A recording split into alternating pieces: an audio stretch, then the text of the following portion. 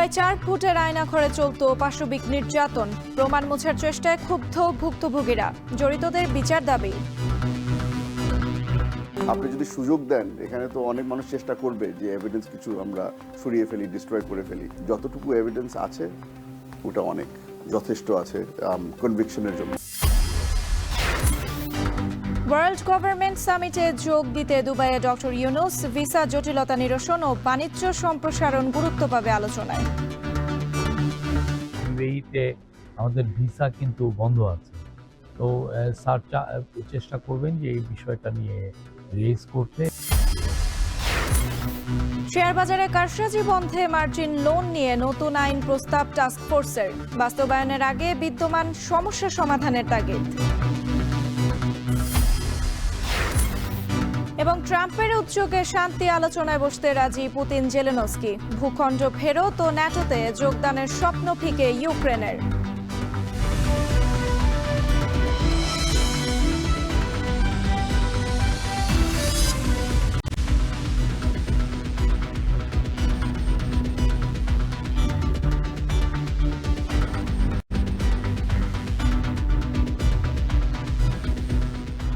স্বাগত এখন বাণিজ্যে, পুরো আয়োজন জুড়ে সঙ্গে আছি আমি সুমাইরা। কবরের চেয়েও সরু 2x4 ফুটের আয়নাঘর, বিভীষিকাময় কক্ষগুলোতে পাশবিক নির্যাতন চলত গুম করে রাখা মানুষের উপর। পাশাপাশি কক্ষে ছিলেন পরিচিত জনরা, কিন্তু জানতেন না কেউই। পূর্ব পশ্চিম উত্তর দক্ষিণ কোনো দিকেই চেনার উপায় ছিল না আয়নাঘরের ভেতর থেকে। কচুক্ষেতের আয়নাঘরে বন্দী ছিলেন আমান আজমি, হোম্মাম কাদের চৌধুরী, উপদেষ্টা আসিফ মাহমুদ ও নাহিদ ইসলাম। আর উত্তরার আয়নাঘরে রাখা হয়েছিল মীর কাশেম আলীর ছেলে ব্যারিস্টার আরমানকে। তবে গেল 6 মাসে কক্ষগুলো ভেঙে চুরে প্রমাণ মোছার চেষ্টা ক্ষুব্ধ ভুক্তভোগীদের। তবে যতটুকু আছে তা দিয়েই জড়িতদের বিচার সম্ভব বলে মনে করেন তারা। আরও জানাচ্ছেন বেলায়েত হোসেন।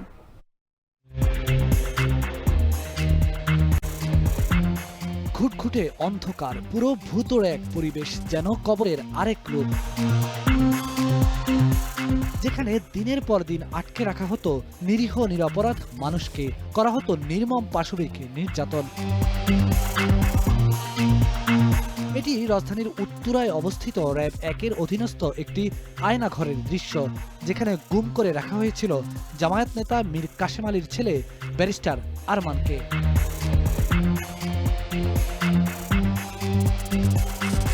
সরু সিঁড়ি বেয়ে যে অন্ধকার পথ আবিষ্কার হয়েছে, সে পথের শেষে শক্ত ইটের কনক্রিট বিছানা, পাশে বসানো ইলেকট্রিক চেয়ার, যেখানে বসিয়ে মৃত্যু কাঁপুনি দেওয়া হতো জীবন্ত মানুষকে।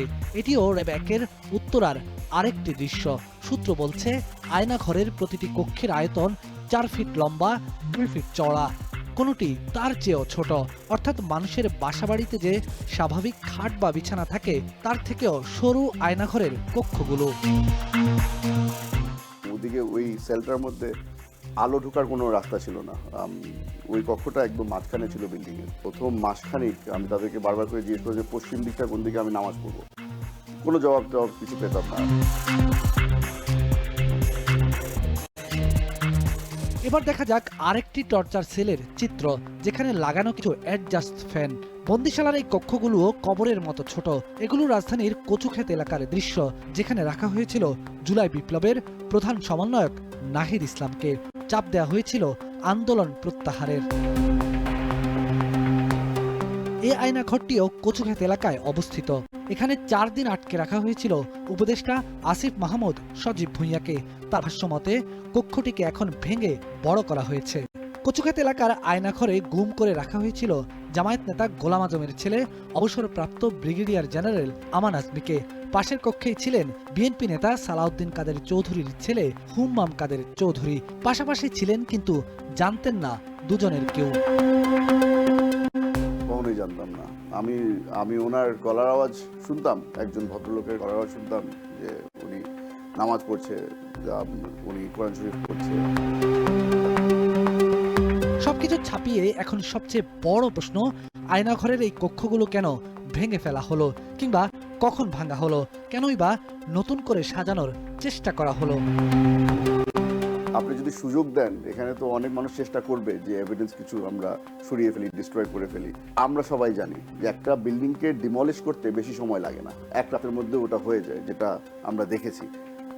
এই বিল্ডিংটাকেও কিন্তু রাতারাতি ধ্বংস করে দেওয়া যেত, ধ্বংস করা হয়নি। তার মানে কেউ না কেউ বাধা দিয়েছে যে এই জিনিসটাকে প্রিজার্ভ করা হোক। যতটুকু এভিডেন্স আছে ওটা অনেক যথেষ্ট আছে কনভিকশনের জন্য।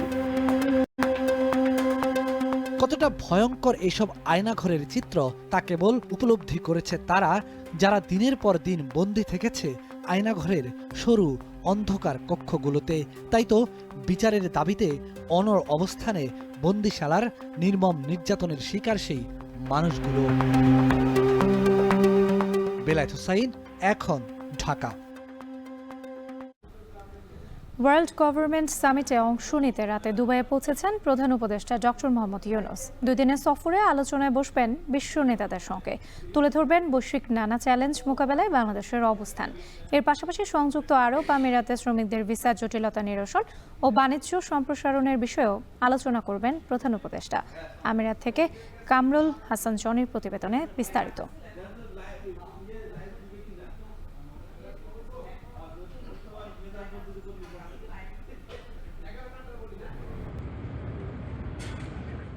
দুই দিনের সফরে সংযুক্ত আরব আমিরাতের দুবাইয়ে গেছেন প্রধান উপদেষ্টা doctor Mohammad Yunus. World government সামিটে অংশ নিতে তার সফরসঙ্গী হয়েছেন পররাষ্ট্র উপদেষ্টা এম তৌহিদ হোসেন, প্রেস সচিব শফিকুল আলম ও উপপ্রেস সচিব আজাদ মজুমদার সহ একটি প্রতিনিধি দল। স্থানীয় সময় বৃহস্পতিবার দুপুরে সম্মেলনে বক্তব্য রাখবেন ডক্টর ইউনূস। বৈশ্বিক নানা চ্যালেঞ্জ মোকাবেলা ও বিভিন্ন ইস্যুতে তুলে ধরবেন বাংলাদেশের অবস্থান। প্রধান উপদেষ্টার প্রেস সচিব জানান, এবারের সম্মেলনের মূল আকর্ষণ ডক্টর মোহাম্মদ ইউনূস।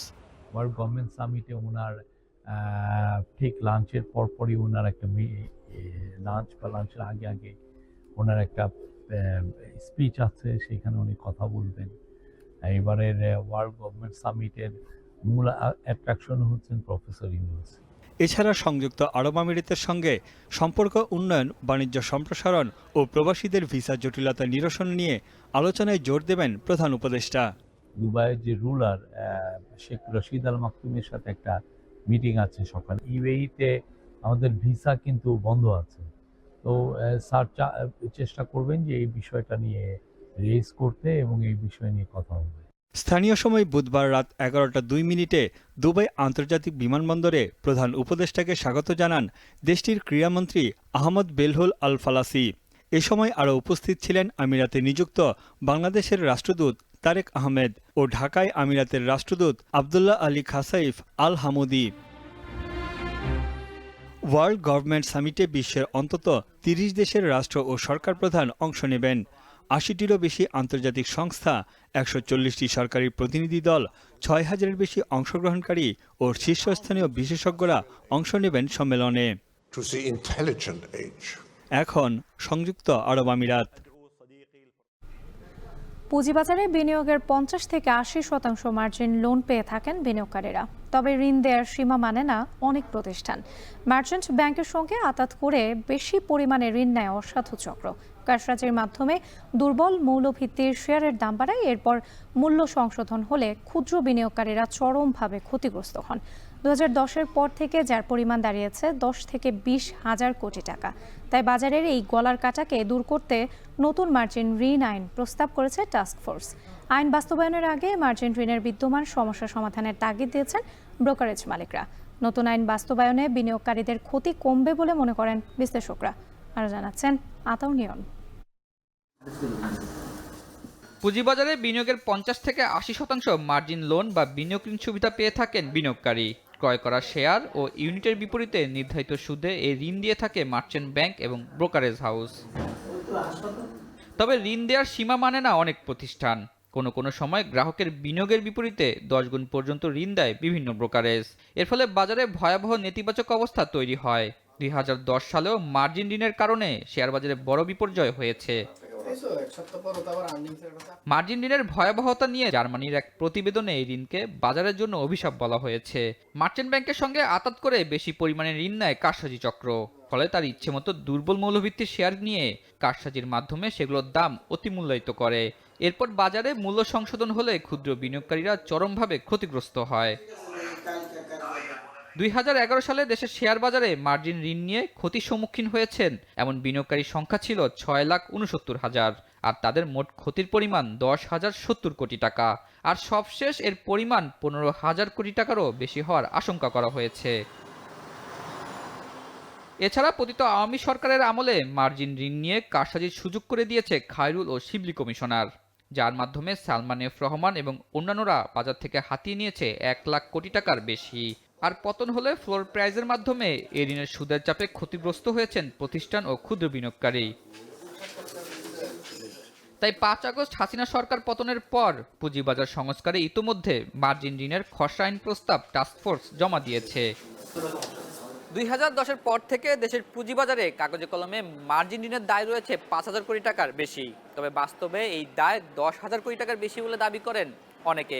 সেক্ষেত্রে অপরিকল্পিত ঋণ প্রদানে কারসাজিকারীদের ফায়দা হলেও বড় ক্ষতি হয়েছে ক্ষুদ্র বিনিয়োগকারীদের। তাই পুঁজিবাজার সংস্কার এবং বিনিয়োগ সুরক্ষার অংশ হিসেবে মার্জিন ঋণে বড় পরিবর্তন আনা হচ্ছে। প্রস্তাবে ঋণ সুবিধা পেতে হলে বিনিয়োগ থাকতে হবে সর্বনিম্ন 10 লাখ টাকা, সেই সাথে কমপক্ষে 6 মাসের অভিজ্ঞতা থাকতে হবে। তবে ঋণ নিয়ে উদ্যোক্তা শেয়ার কিনতে পারবেন না। এছাড়া ব্যক্তির ধারাবাহিক প্রতিনিয়ত আয় না থাকলে পাওয়া যাবে না এ ঋণ। এদিকে আইন বাস্তবায়নের আগে মার্জিন ঋণের বর্তমান সমস্যা সমাধানের প্রয়োজন বলে জানান ডিএসসি ব্রোকার্স অ্যাসোসিয়েশনের সভাপতি। অলরেডি আমাদের এখানে একটা পাহাড় সমান সমস্যা আছে, আমরা যেটাকে বলি যে it's a ক্যান্সারিয়াস disease for the market. কেউ বলে 10,000 কোটি, কেউ বলে 20,000 কোটি কাছাকাছি টাকা আপনার অলরেডি নন পারফর্মিং অ্যাসেটস হিসাবে আছে। কিন্তু ল্যান্ডিং যেটা মার্জিন অ্যাকাউন্টে ডিফল্ট করার কোনো সুযোগ নেই। এখন আপনি অবশ্যই প্যারামিটার দিয়ে দিবেন। আপনি যে কোনো ব্যাংকিং সেক্টরে গেলেও আপনার দেয়ার আর ক্রাইটেরিয়াস যে আপনি whether you are entitle or not আপনি দিবেন। কিন্তু আপনি যদি হাত পা বেঁধে দেন তাহলে ধরেন যেটা হবে যে তখনই আপনার এই মিসইউজ এবং মানে অ্যাবিউজ হয়। অপরদিকে নতুন আইন বাস্তবায়ন হলে মার্জিন ঋণের মাধ্যমে পুঁজিবাজার ও বিনিয়োগকারীদের ক্ষতি কম হবে বলে জানান সংস্কারের ফোকাস গ্রুপের সদস্য।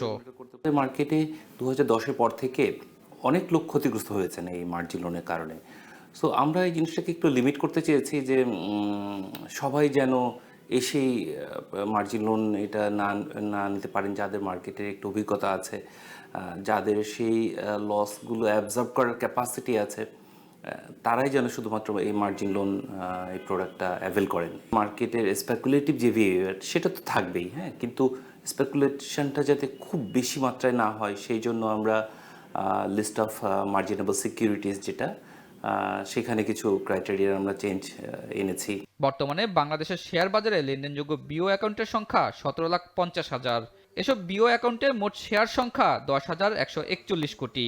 আর এসব শেয়ারের সর্বশেষ বাজার মূল্য 3,06,865 কোটি টাকা। এর বিপরীতে বিনিয়োগ ঋণ কম হলেও মন্দা বাজারে সেগুলো এখন গলার কাটা। আতাউনিয়ন, এখন, ঢাকা। বসন্ত, বিশ্ব ভালোবাসা দিবস ও আন্তর্জাতিক মাতৃভাষা দিবসকে সামনে রেখে জমজমাট ফুলের রাজধানী খ্যাত যশোরের গদখালি। বাজার ধরতে দম ফেলার ফুরসত নেই ফুল চাষিদের। তবে বাজারে সরবরাহ বেশি থাকায় এবার ফুলের দাম কিছুটা কম বলছেন চাষিরা। যদিও বিভিন্ন দিবস ঘিরে অন্তত 20 কোটি টাকার ফুল বিক্রির আশা ব্যবসায়ীদের। রিপন হোসেনের তথ্যে এনামুল হকের ছবিতে প্রতিবেদন।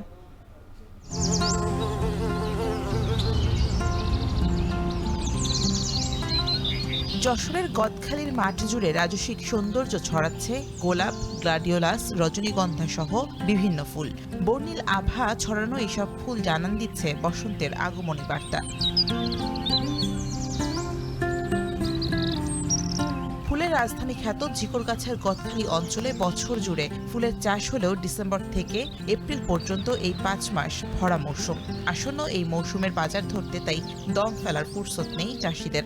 1 জানুয়ারি, 21 ফেব্রুয়ারি, 14 ভালোবাসা দিবস, 26 মার্চ এই অনুষ্ঠানগুলো সামনে রেখে কিন্তু আমরা ফুলের ব্যাপক পরিমাণে একটু উৎপাদন বাড়াই। তো এবছরও তার বক্তায় ঘটেনি। বসন্ত, বিশ্ব ভালোবাসা দিবস ও আন্তর্জাতিক মাতৃভাষা দিবসকে সামনে রেখে জমজমাট গদখালির ফুলের বাজারও। ভোরের আলো ফুটতেই বাহারি ফুলে ভরে ওঠে যশোর বেনাপোল মহাসড়কের পাশের এই গদখালির বাজার। তবে এবছর হঠাৎ করে গরম পড়ায় বাগানগুলোতে একসঙ্গে ফুটেছে বেশিরভাগ ফুল, ফলে বাজারে বেড়েছে যোগান, যাতে গোলাপ, গ্লাডিওলাস, রজনীগন্ধা, জারবেরা, চন্দ্রমল্লিকা সহ বেশিরভাগ ফুলের দাম আগের বছরের তুলনায় কমেছে। বাজারে বর্তমানে প্রতি হাজার গাঁদা বিক্রি হচ্ছে 200 থেকে 400 টাকায়, যা গত বছরে ছিল 400 থেকে 500 টাকা। গোলাপ বিক্রি হচ্ছে প্রতি পিস 5 থেকে 10 টাকায়, যা গত বছর ছিল 20 থেকে 30 টাকা। গত বছরের তুলনায় এই বছর ফুলের দাম একটু কম আছে। গোলাপ বর্তমানে বিক্রি হচ্ছে 8 থেকে 9 টাকা, ভুট্টা ফুল বিক্রি হচ্ছে 2 টাকা, যা আগে ছিল 10 থেকে 12 টাকা। বান্দার টাকা হচ্ছে না, 40 টাকা সহ দিতে হয় বানতে 100 ফুল, আর বিক্রি হচ্ছে 50 টাকা। গেন্দা এই সময় বিক্রি হয় 600 টাকা, 700 টাকা হাজার, এবার বিক্রি হচ্ছে মাত্র 250, 300 টাকা, 200 টাকা হাজার। চাষিরা বলছেন এবছর ফুলের উৎপাদন ভালো হলেও আবহাওয়া ও রাজনৈতিক প্রেক্ষাপট সহ বিভিন্ন কারণে দাম কমায় ক্ষতির মুখে তারা। প্রত্যেক বছর আশায় থাকি যে 14 ফেব্রুয়ারিতে চাষিরা একটা মোটা অঙ্কের টাকার ফুল বেচা কেনা করবে, তাই এবছর ফুল উৎপাদন হচ্ছে কিন্তু আমরা চাহিদা মতো দাম পাচ্ছি না। প্রকৃতির আবহাওয়ার কারণে হঠাৎ করে গরম পড়ে গেছে, এই কারণে ফুলের আমদানি বেশি, চাহিদা কম। এবার রোদটা পড়ছে, গরম পড়ে গেছে, দেন এইগুলো ফুলগুলো ফুটে গেছে বেশি। এমন সময় গোলাপ আমরা বিক্রি করছি 30 টাকা করে পিস, এখন বিক্রি করতে হচ্ছে 7 টাকা পিস। মানুষের যদি ফুল বিলাসিতা, ফুল যদি মানুষের মনে শান্তি না থাকে, তাহলে এই বিলাসিতা কই থেকে আসে, যার কারণে বেচা কেনা শর্ট। ব্যবসায়ী সমিতির দাবি, বসন্ত ও ভালোবাসা দিবস এবং 21শে ফেব্রুয়ারি সহ বিভিন্ন দিবস ঘিরে প্রতিদিন অন্তত 3 কোটি টাকার ফুল বিক্রি হয়, যাতে কয়েকদিনে 20 কোটি টাকার ফুল বিক্রির আশা করছেন তারা। এছাড়া পুরো মৌসুম জুড়ে এই খাতে বাণিজ্য হয় 500 কোটি টাকা। পুরো এক বছরের চেষ্টা থাকে আমরা এই সামনের এই যে ভ্যালেন্টাইন্স ডে, পয়লা ফাল্গুন ও 21শে ফেব্রুয়ারি, এই বিশেষ করে 3টে দিনে লক্ষ্য করে আমাদের বাজারে গোলাপ, গ্যালোডলাক্স সমস্ত ফুল মিলে আমরা একটা ধারণা করছি যে 3 থেকে 3.5 কোটি টাকার ফুল আমাদের আজকের বিক্রি হচ্ছে। এবছর ফুলের উৎপাদন অনেক বেশি কিন্তু মূল্য একটু কম। তারপরেও বিভিন্ন অকেশনকে সামনে রেখে আমরা বিগত দিনে একটা লক্ষ্যমাত্রা দিয়েছিলাম। গত কয়েকদিন ধরে 4-5 কোটি টাকার ফুল বিক্রি হয়েছে। এভাবে যদি বাজার আগামীতে পাই তাহলে আমি ভাবছি যে আমাদের যে লক্ষ্যমাত্রা, সেই লক্ষ্যমাত্রা পূরণ হতে পারে। বিশেষ দিবসটিকে ঘিরে প্রায় 70% ফুলের যোগান হয় গদখালি থেকে। কৃষি বিভাগের তথ্য মতে যশোরে প্রায় 600 হেক্টর জমিতে বাণিজ্যিকভাবে 13 ধরনের ফুলের চাষ হয়। এখন যশোর। আর কয়েক ঘন্টা পরেই ফুল দিয়ে ভালোবাসা দিবসের শুভেচ্ছা বিনিময়ে মাতবেন বিশ্ববাসী। তাই তো ভ্যালেন্টাইন্স ডেতে গ্রাহকদের হাতে পছন্দের ফুলটি তুলে দিতে দোকানে দোকানে চলছে শেষ সময়ের ব্যস্ততা। ফ্রান্সের প্যারিসে প্রেম নিবেদন ছাড়াও ফুল ব্যবহার হচ্ছে ভোজ্য উপাদান হিসেবে। ভালোবাসা উদযাপনের দিনটিতে পানীয়ের গ্লাস সাজাতেও ব্যবহার হচ্ছে ফুল। তৌহিদুর রহমানের প্রতিবেদন।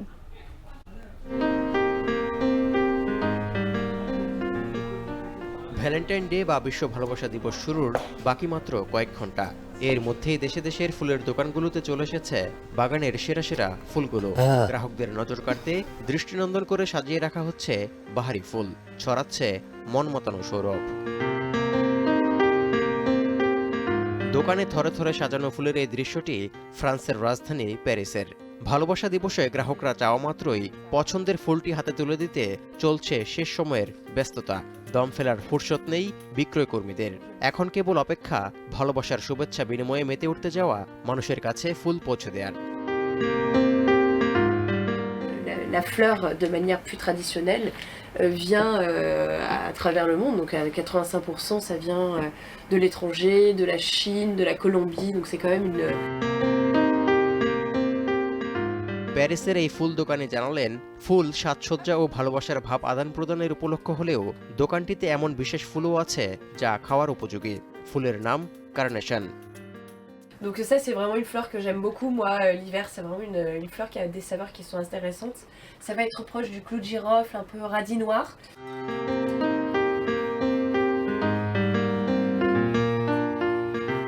এই ফুলটি খাবার উপযোগী হওয়ায় ভালোবাসা দিবসে শুভেচ্ছা বিনিময় ছাড়াও বারগুলোতেও চাহিদা ব্যাপক। পানীয়ের গ্লাস সাজাতেও ব্যবহার হচ্ছে ফুলের, যা বারগুলোর ভোক্তাদেরও আকৃষ্ট করার এক অন্যতম মাধ্যম।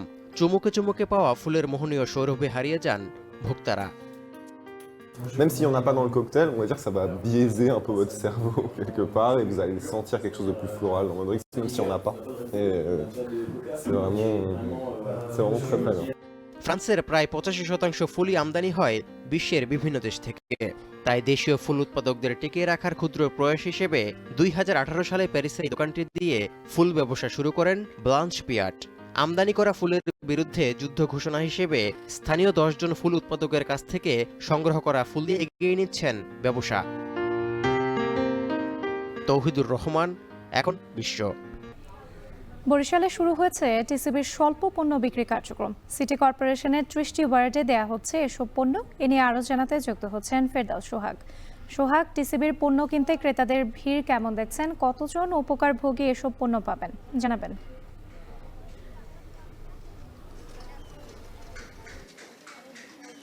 আপনাকে ধন্যবাদ আপনি। আমি রয়েছি বরিশাল নগরীর 11 নম্বর ওয়ার্ডে। এই আশেপাশে কিন্তু প্রচুর নিম্ন আয়ের মানুষ রয়েছে, কিন্তু টিসিবির পণ্য যারা কিনতে এসেছে তাদের সংখ্যা আজকে আমরা দেখতে পাচ্ছি খুব কম। এর অনেকগুলো কারণ রয়েছে, আমি আপনাকে একটু একটু করে জানাবার চেষ্টা করছি। আমরা একটু পাশাপাশি ছবিও দেখাবার চেষ্টা করছি। সেটি হচ্ছে যে বরিশালে এর আগে সরকারিভাবে কিন্তু টিসিবির পণ্য বিক্রি কার্যক্রম শুরু হলো, বরিশালে অনানুষ্ঠানিকভাবে আজকে থেকে শুরু হচ্ছে। এর কিছু কারণ রয়েছে, সেটি হচ্ছে আওয়ামী লীগ সরকারের আমলে টিসিবির পণ্য বিক্রির যে কার্যক্রম চলছিল তাতে 90,000 বরিশাল সিটি কর্পোরেশনে টিসিবির পণ্য পেত উপকারভোগীর সংখ্যা ছিল 90,000, কিন্তু এখন সেই সংখ্যা কমে গিয়ে দাঁড়িয়েছে 31,574 জনে। এর কারণ হিসেবে যেটি বিভাগীয় কমিশনার বরিশালের এবং সিটি কর্পোরেশনের প্রশাসক হিসাবে যিনি রয়েছেন এবং জেলা প্রশাসক, এরা আমাদেরকে জানিয়েছেন যে আওয়ামী লীগ আমলে যে পণ্যগুলো যেভাবে দেওয়া হয়েছিল সেখানে স্বজনপ্রীতির আশ্রয় নেওয়া হয়েছিল, এবং সেই বিষয়টি যখন সিটি কর্পোরেশন এবং টিসিবির কর্মকর্তাদের কাছে ধরা পড়ে সেটিকে তারা যাচাই বাছাই করার চেষ্টা করে, এবং সেই যাচাই বাছাই কালে 90,000 থেকে কমে গিয়ে 31,574 জনে চলে এসেছে। এবং আগে যে কার্ডগুলো দেওয়া হতো এখন দেওয়া হচ্ছে স্মার্ট ফ্যামিলি কার্ড, এবং এই কারণেই কিন্তু টিসিবির পণ্য বিক্রি কার্যক্রমে যে ভিড়ভাট্টা থাকার কথা সেটি কিন্তু আজকে তুলনামূলক কিছুটা কম, কারণ 3 ভাগের 1 ভাগে নেমে এসেছে প্রায়। এছাড়া আরেকটি কারণ হচ্ছে যে এখন পর্যন্ত মানুষের কাছে শতভাগ জানাজানি হয়নি।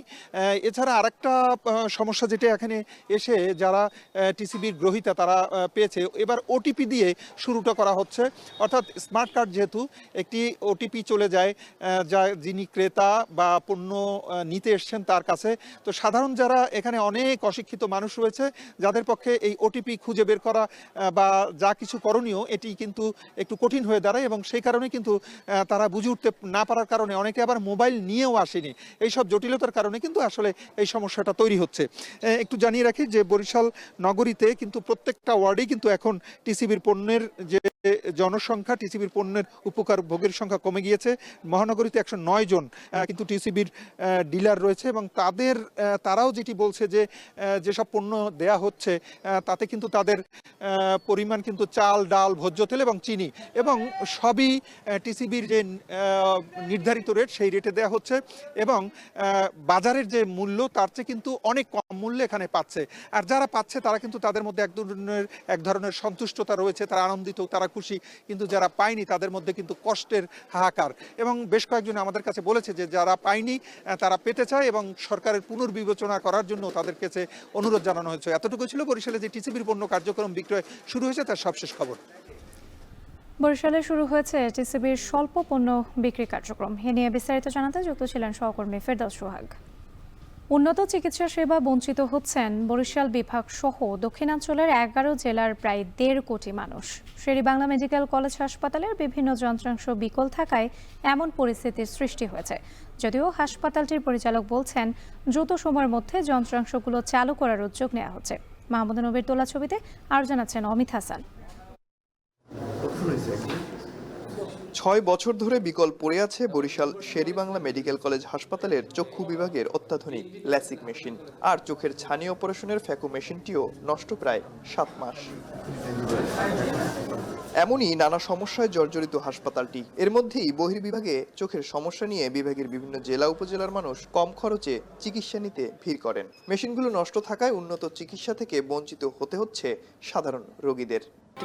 ভালো থাকতো তো মনে করেন 10 থেকে 15 মিনিট ভিতরে আমাদের হয়ে যেত, তাহলে আমরা যারা অসুস্থ আছি, রোগী যারা আছি, তারা অল্প সময়ের ভিতরে চলে যেতে পারতাম। পরীক্ষা করে একদিনের মধ্যে কম্পিউটারে একদিনের লেস লাগাই দেয়, একদিনের মধ্যে কমপ্লিট হয়ে যায়। সরকারি হসপিটাল সরকারিভাবে যেটা বেয়ার করতে হয় ভর্তিটা, আর যদি মেডিসিনের বাহির থেকে দুটো প্রয়োজন হয় যেটা না থাকে এখানে, সেটা এই খরচ। এখানে তো বেশি তেমন কোনো খরচ নেই।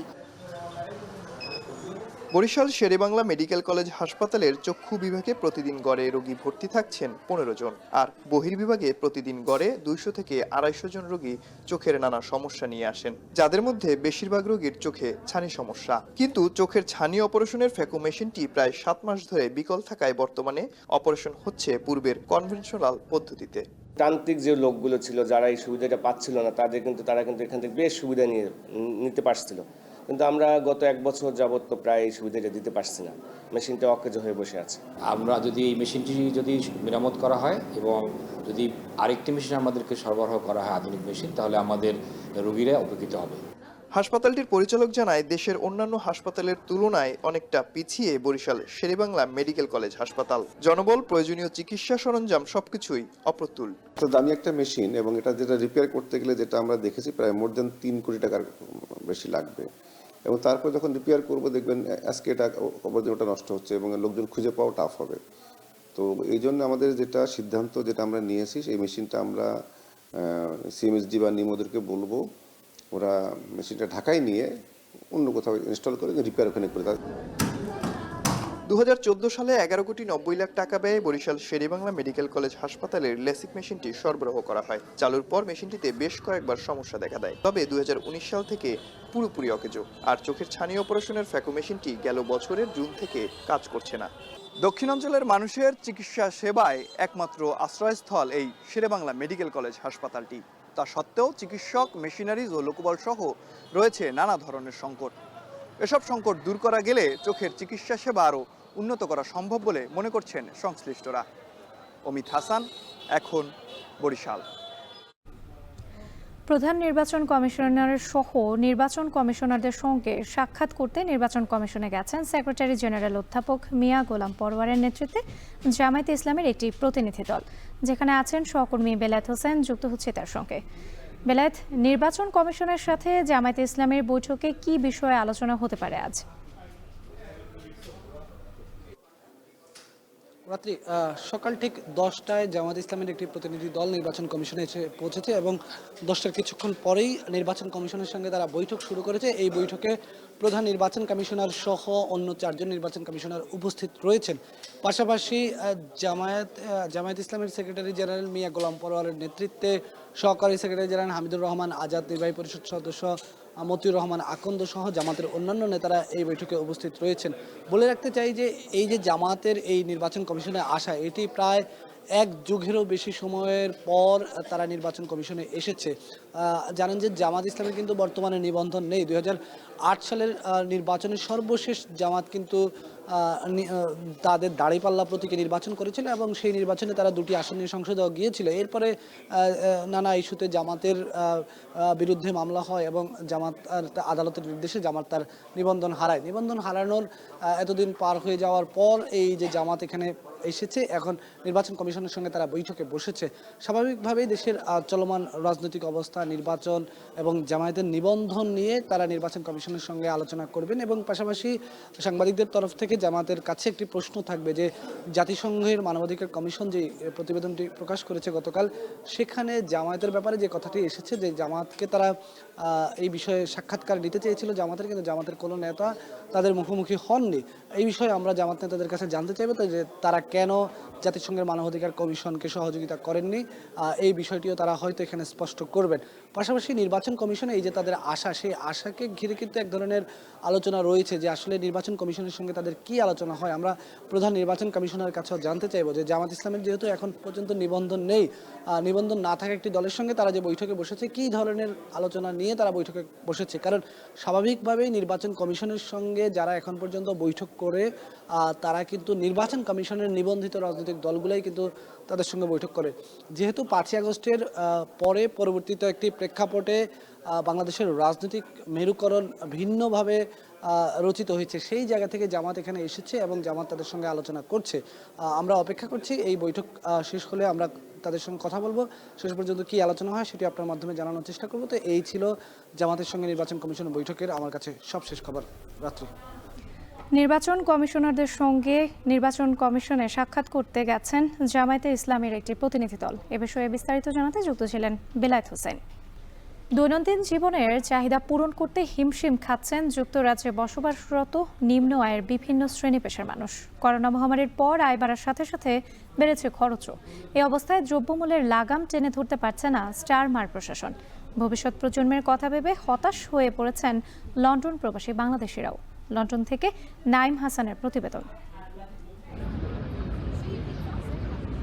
বিশ্বের অন্যতম ধনী শহর যুক্তরাজ্যের লন্ডন ইতিহাস, ঐতিহ্য আর সংস্কৃতির পাশাপাশি অর্থনৈতিক স্থিতিশীলতার জন্য লন্ডনে স্থায়ী ঠিকানা গড়েছেন এমন বিত্তবানের সংখ্যাও কম নয়। ইউরোপের বৃহত্তম এই শহরে বাস করছেন এমন মিলিয়নিয়ারের সংখ্যা প্রায় 2.5 লাখ, আর অন্তত 35 বিলিয়নিয়ার বাস করেন বিশ্বের অন্যতম ধনী এই শহরে। তবে অভিজাতদের চারণভূমি হলেও এই শহরে রয়েছে ভিন্ন আরেক গল্প। মূলত সেন্ট্রাল লন্ডনের অভিজাত এলাকাগুলোতে ধনীদের বসবাস, যেখানে প্রতি অলিগলিতেই মিলবে দৃষ্টিনন্দন সব স্থাপনা। তবে ইস্ট লন্ডনে পা রাখলে চোখে পড়বে বিপরীত চিত্র। সেখানে সাধারণ দিন যাপনের খরচ মেটাতে হিমশিম খাচ্ছেন স্থানীয়রা। ইস্ট লন্ডনের বাসিন্দাদের দৈনন্দিন জীবন নির্ভর প্রতিদিনের আয়ের উপর। ব্রেক্সিট পরবর্তী কোভিড পরিস্থিতি এবং ইউরোপ ও মধ্যপ্রাচ্যের যুদ্ধের প্রভাবে টালমাটাল ব্রিটেনের অর্থনীতি। মহামারী পরবর্তী সময়ে জনগণের আয় বাড়লেও খরচ বেড়েছে দ্বিগুণ হারে। আগে মানুষের একটু সঞ্চয় থাকতো, মানুষের ইনকাম ছিল এবং এট দ্য সেম টাইম মানে খরচ কম ছিল। মানুষের একটা সঞ্চয় থাকতো এবং মানুষ এটা ইনভেস্ট করতে পারতো, ঘর বাড়ি কিনতে পারতো। এখন কিন্তু ওই জিনিসটা এখন আর নাই। লন্ডনে বসবাসরত বাংলাদেশিরা বলছেন, গেল 20 বছরের তুলনায় এখানে জীবন ধারণ আরো কঠিন হয়ে পড়েছে। কাজের অবারিত সুযোগ, বাড়ি কেনার সক্ষমতা অর্জন, পরিবার নিয়ে বসবাস করার মতো বিষয়গুলো ধীরে ধীরে আগের চেয়ে কঠিন হয়েছে। খরচ বেড়ে যাওয়ায় কমেছে সঞ্চয়। তাই নতুন প্রজন্মের এই শহরে টিকে থাকা নিয়ে উদ্বেগে স্থানীয় বাংলাদেশিরা। গত কয়েক বছর এখন আপনার সেভাবে যেভাবে লিভিং কস্ট বাড়ছে সেভাবে কিন্তু ইনকাম বাড়ছে না। আপনার বিশেষ করে যারা নিম্ন আয়ে তারা তো অনেক আপনার কঠিন একটা পরিস্থিতিতে আছে। আমাদের যারা পরবর্তী প্রজন্ম তাদের জন্য এটা আসলে একটা ভয়ঙ্কর দিক যে তারা কিভাবে এগুলো করবে, এগুলো কিনবে। কারণ এখন তো কোনো সেভিং থাকতেছে না, সব কিছু চলে যাচ্ছে আপনার জীবন ধারণের ক্ষেত্রে। এখন এই যে ইকোনমিক্যালি যে একটা সমস্যা, ভয়াবহ সমস্যা বর্তমানে চলতেছে, এইটা ইউকেতে আসলে এই দিক থেকে সরকারের আসলেই নজর দেওয়া দরকার। লন্ডনে ধনী গরিবের বৈষম্য যেভাবে বাড়ছে, তাতে করে আরো কঠিন হচ্ছে নিম্ন আয়ের মানুষের টিকে থাকার লড়াই। শেষ পর্যন্ত অভাবের কাছে পরাজিত হয়ে স্বপ্নের শহর লন্ডন ছাড়তে হয় কিনা এমন প্রশ্ন তাড়া করে ফিরছে খেটে খাওয়া মানুষদের। নাইম হাসান, এখন, যুক্তরাজ্য। মার্কিন প্রেসিডেন্ট ডোনাল্ড ট্রাম্পের উদ্যোগে অবশেষে যুদ্ধবিরতির আলোচনায় সম্মত হয়েছে রাশিয়া ও ইউক্রেন। পুতিন ও জেলেনস্কির সঙ্গে ট্রাম্পের দীর্ঘ ফোনালাপের পর আসে শান্তির বার্তা। এদিকে ট্রাম্প পুতিনের সম্ভাব্য বৈঠকটি অনুষ্ঠিত হতে পারে সৌদি আরবে। তবে ট্রাম্প জানান, ইউক্রেনের হারানো ভূখণ্ড ফিরে পাওয়া অসম্ভব। আর জেলেনস্কি বলেন, একমাত্র যুক্তরাষ্ট্রই পারবে রাশিয়াকে শান্তির পথে ফেরাতে। বিস্তারিত জানাচ্ছেন তানফির জনি। হোয়াইট হাউসে বসেই যেন জাদুর কাঠি নেড়ে সংকট সমাধানের পথ দেখাচ্ছেন মার্কিন প্রেসিডেন্ট ডোনাল্ড ট্রাম্প। তার শপথ গ্রহণের আগেই যুদ্ধবিরতিতে সম্মত হয় হামাস ইসরায়েল। এরপর তার সামনে আরেকটি বড় সংকট ছিল প্রায় 3 বছর ধরে চলা রাশিয়া ইউক্রেন যুদ্ধ। অবশেষে এখানেও সাফল্যের মুখ দেখতে চলেছেন ট্রাম্প। রুশ প্রেসিডেন্ট ভ্লাদিমির পুতিন ও ইউক্রেন প্রেসিডেন্ট ভলোদিমির জেলেনস্কির সঙ্গে ফোনে দীর্ঘ আলাপ করেন ট্রাম্প। যুদ্ধ বন্ধ করে দুই নেতাই শান্তির পথে আসার আশ্বাস দিয়েছেন বলে জানান মার্কিন president. We had a great call and it lasted for a long time, over an hour this morning. I also had with President Zelensky a very good call after that. And I think we're on the way to getting peace. I think President Putin wants peace. ট্রাম্পের সঙ্গে পুতিনের phone আলাপের বিষয়টি নিশ্চিত করেছে Kremlin. দুই নেতা ফোনে প্রায় 1.5 ঘন্টা আলাপ করেন। তারা সরাসরি বৈঠকে বসতে সম্মত হয়েছেন এবং সম্ভাব্য স্থান হতে পারে সৌদি আরব। এ সময় পরস্পরকে নিজ দেশ ভ্রমণে আমন্ত্রণ জানান দুই নেতা। দীর্ঘদিন পর মস্কো ও ওয়াশিংটনের একসঙ্গে কাজ করার পথ তৈরি হয়েছে বলে জানায় ক্রেমলিন মুখপাত্র। Президента Путина и президента Соединенных Штатов Дональда Трампа. Это был весьма продолжительный телефонный разговор. Он длился почти 1,5 часа. পুতিনের সঙ্গে আলোচনার পরই ইউক্রেন প্রেসিডেন্ট জেলেনস্কিকে ফোন দেন ট্রাম্প। প্রায় 1 ঘন্টার আলাপে উঠে আসে যুদ্ধবন্ধের আলোচনা এবং যুক্তরাষ্ট্রের সঙ্গে দেশটির অর্থনৈতিক চুক্তির বিষয়। এ সময় ইউক্রেনের নিরাপত্তার জন্য মার্কিন সহায়তা চেয়েছেন জেলেনস্কি।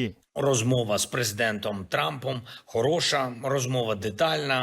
Я вдячний президенту за щирий інтерес до наших спільних можливостей, до того, як ми можемо разом наблизити. পরে হোয়াইট হাউসে সাংবাদিকদের প্রশ্নের জবাবে ট্রাম্প জানান, ইউক্রেনের নেটোতে যোগ দেওয়া বাস্তবসম্মত হবে না। এছাড়া 2014 সাল থেকে ইউক্রেনের হারানো সব ভূখণ্ড ফিরে পাওয়াটাও অসম্ভব। ট্রাম্পের এমন উদ্যোগকে বড় কূটনৈতিক পদক্ষেপ হিসেবে দেখছেন বিশেষজ্ঞরা। যুদ্ধে ইউক্রেনের সবচেয়ে বড় সহায়ক ছিল বাইডেন প্রশাসন। ট্রাম্প বরাবরই এই যুদ্ধের বিরোধী ছিলেন। তার নির্বাচনী প্রতিশ্রুতির অন্যতম একটি ইস্যু ছিল রাশিয়া ইউক্রেন যুদ্ধ শেষ করা। তানভীর জানি, এখন বিশ্ব। মার্কিন প্রেসিডেন্ট ডোনাল্ড ট্রাম্পের সঙ্গে বৈঠক করতে যুক্তরাষ্ট্রে পৌঁছেছেন ভারতের প্রধানমন্ত্রী নরেন্দ্র মোদী। ফ্রান্স সফর শেষে স্থানীয় সময় বুধবার রাতে ওয়াশিংটনে পৌঁছান তিনি। বৃহস্পতিবার হোয়াইট হাউসে ট্রাম্পের সঙ্গে বৈঠক হওয়ার কথা রয়েছে মোদীর।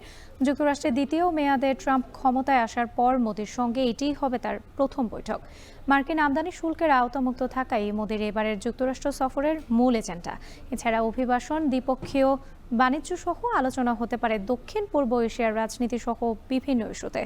ভারতের নিরাপত্তা বাড়াতে প্রতিরক্ষা সরঞ্জাম ও জ্বালানি আমদানির পরিকল্পনাও রয়েছে নয়াদিল্লির।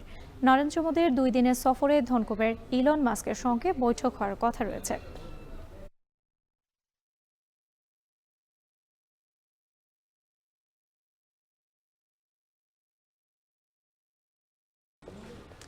এবার খেলার খবর। প্রতিপক্ষের বিপক্ষে মাঠে নামার আগেই ইনজুরির কারণে আসন্ন চ্যাম্পিয়ন্স ট্রফি থেকে জাসপ্রীত বুমরাহ, প্যাট কামিন্স সহ অনেকেই ছিটকে গেছেন। কারো ভাগ্য দোদুল্যমান, আবার কেউ কেউ নিজে থেকেই সরে দাঁড়িয়েছেন চ্যাম্পিয়ন্স ট্রফি থেকে। মাঠে লড়াই শুরু হবার আগেই তাই দল সাজাতেই হিমশিম খাচ্ছে বড় দলগুলো। বিস্তারিত আরিফুল ইসলাম সাহেবের প্রতিবেদনে। 7 বছরের অপেক্ষা ঘুচিয়ে আর মাত্র 7 দিন পর মাঠে গড়াবে চ্যাম্পিয়ন্স ট্রফি। তবে ইনজুরির থাবায় শুরুর আগেই টুর্নামেন্ট শেষ অনেক তারকা ক্রিকেটারের। চোটের কাছে নতি স্বীকার করার শঙ্কায় আছেন আরও একাধিক তারকা। কেউ বা নিজে থেকে এই টুর্নামেন্ট থেকে সরে দাঁড়িয়েছেন। বড় ঝড়টা গেছে মাইটি অস্ট্রেলিয়ার উপর দিয়ে। অধিনায়ক প্যাট কামিন্স আর জশ হেজেলউড ছিটকে গেছেন ইনজুরির দুর্ভাগ্যে। চ্যাম্পিয়ন্স ট্রফির আগে অলরাউন্ডার মার্কাস স্টোইনিসের ওয়ানডে থেকে অবসরের খবরটা অজিদের কাছে যেন বিনা মেঘে বজ্রপাত। আর ব্যক্তিগত কারণে স্কোয়াড থেকে মিচেল স্টার্কের নাম সরিয়ে নেয়া অজিদের জন্য গোদের ওপর বিস্ফোরা। শক্তিশালী পেস বোলিং ইউনিটটাই এখন চেনা দেয়। জসপ্রীত বুমরাহকে কেন্দ্র করে প্রতিপক্ষকে ঘায়েল করার নকশা হয় ভারতীয় বোলিং লাইন আপে। ইনজুরির থাবায় টুর্নামেন্ট থেকে ছিটকে যাওয়া বুমরাহকে শুধু ভারতই মিস করবে না, মিস করবে পুরো ক্রিকেট বিশ্ব।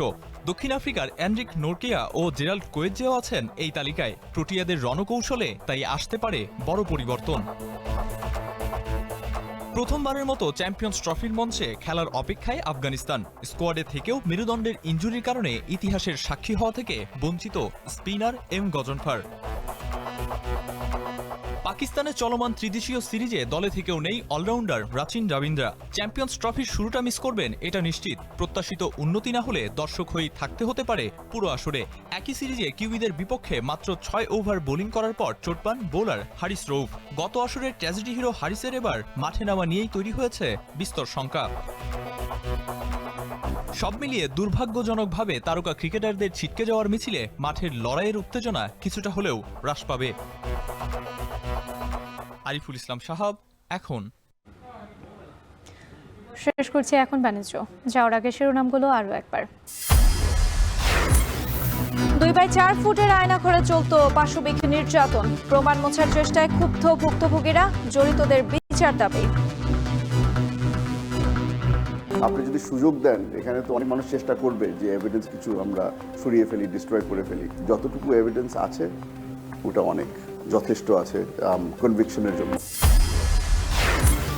ওয়ার্ল্ড গভর্নমেন্ট সামিটে যোগ দিতে দুবাইয়ে ডক্টর ইউনূস। ভিসা জটিলতা নিরসন ও বাণিজ্য সম্প্রসারণ গুরুত্ব পাবে আলোচনায়।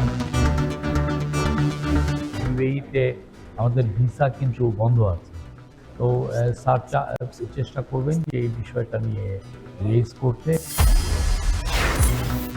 শেয়ার বাজারে কারসাজির বন্ধে মার্জিন লোন নিয়ে নতুন আইন প্রস্তাব টাস্ক ফোর্সের। বাস্তবায়নের আগে বিদ্যমান সমস্যা সমাধানের তাগিদ।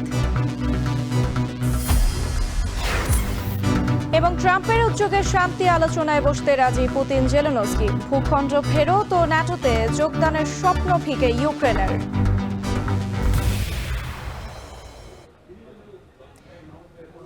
এই ছিল এখন বাণিজ্যের আয়োজনে। এখন টেলিভিশন ওয়েবসাইটে দেখতে ভিজিট করুন www.ekon.tv। এছাড়া ফেসবুকে দেখতে ভিজিট করুন facebook.com/tv.ekon এবং ইউটিউবে এখন টেলিভিশন দেখতে ভিজিট করুন youtube.com/c/ekontv।